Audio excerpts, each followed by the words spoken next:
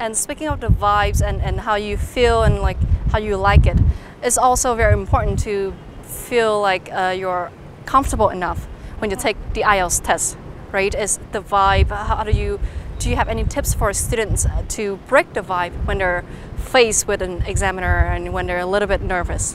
I think probably something that people sometimes forget is that just get to this testing location early.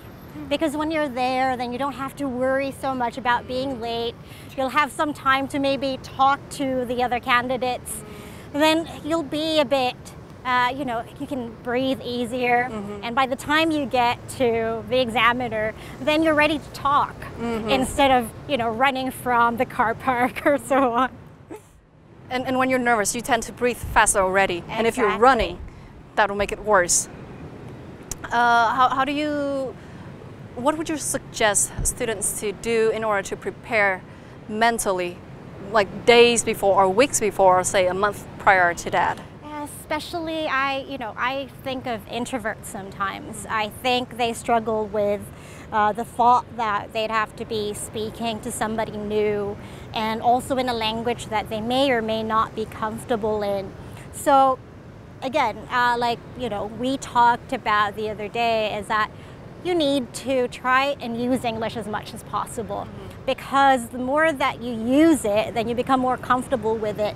Then by the time you need to use it for the exam, then there's a bit less worry in there. And we will get into the technicalities of how to speak, how to pronounce, how to use your words wisely in the next talk.